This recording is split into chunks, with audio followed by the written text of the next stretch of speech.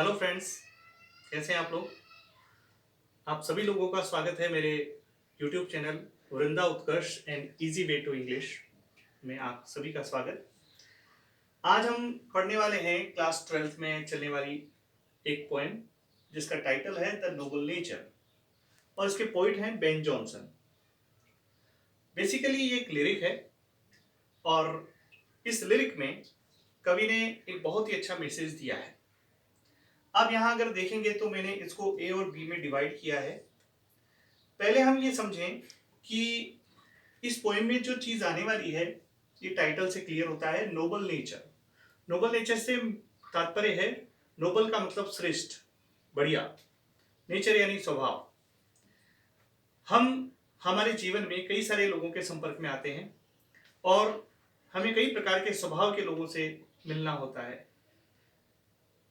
यहाँ कवि ने दो प्रकार के नेचर के लोगों का वर्णन किया है और वो भी दो नेचर के ऑब्जेक्ट्स को लेकर के, दो चीजों को लेकर के उनसे तुलना करके ये बताने का प्रयास किया है कि कौन सा जीवन श्रेष्ठ है, कौन सा जीवन अच्छा है।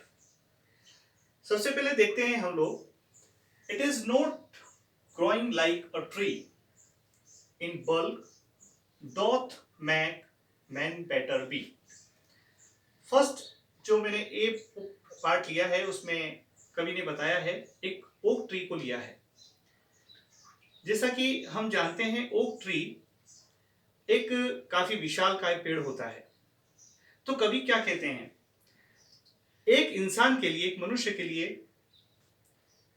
It is not growing like a tree in bulk doth make man better B.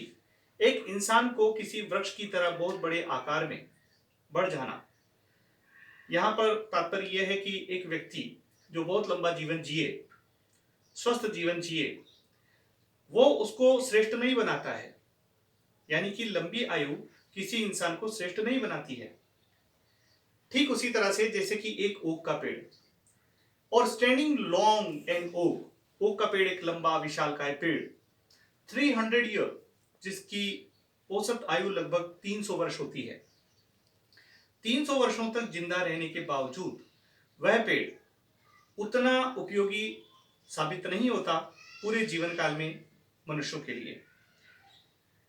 और अंत में to fall a log at last dry bald and sere, जब वो अंत में गिरता है तो एक लट्ठे के रूप में उसका अंत होता है।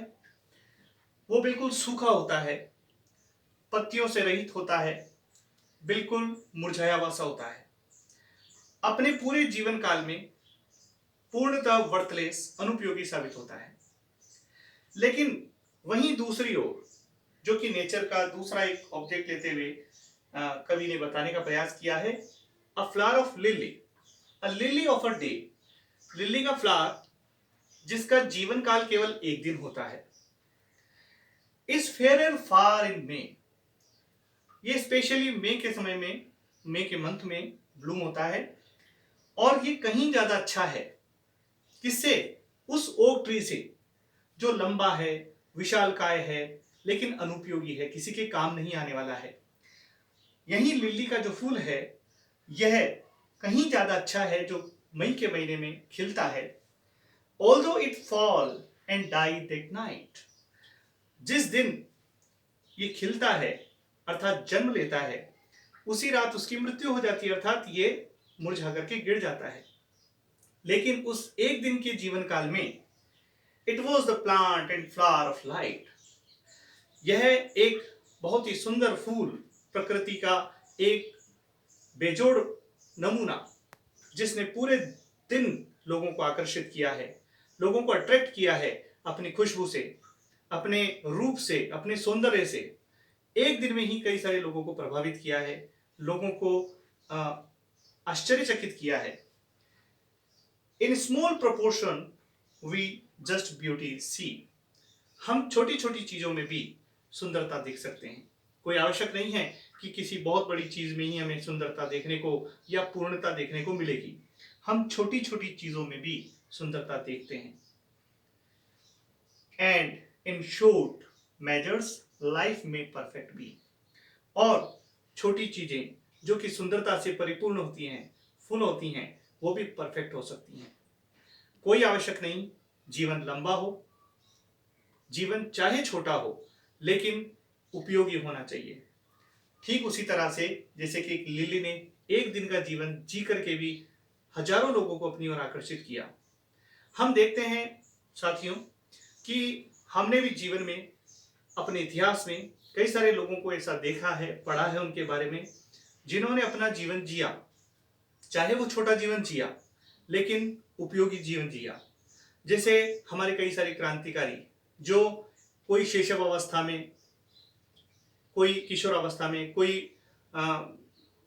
युवा अवस्था में मृत्यु को प्राप्त हो गए, किंतु उन्होंने छोटे से जीवन काल में ऐसे कुछ काम किए जिससे आज हम उन्हें याद करते हैं। वहीं कुछ लोग 100 साल तक जिंदा रह करके भी अपने देश के लिए, अपने समाज के लिए कुछ नहीं कर पाते हैं। तो कवि ने हमें यहाँ पर ये बताने का प्रयास किया है कि जीवन चाहे हमारा छोटा हो लेकिन किसी के काम आने वाला होना चाहिए। जीवन बड़ा होकर के भी अगर अनुपयोगी हो तो किसी काम का नहीं है। ये दोनों ही चीजें हमें यहां पर समझनी होगी नेचर के इन ऑब्जेक्ट से। यहां अंत में बात यह आती है कि इसका जो सेंट्रल आइडिया है वो यही है कि उपयोगी जीवन हमें प्रभावित करता है।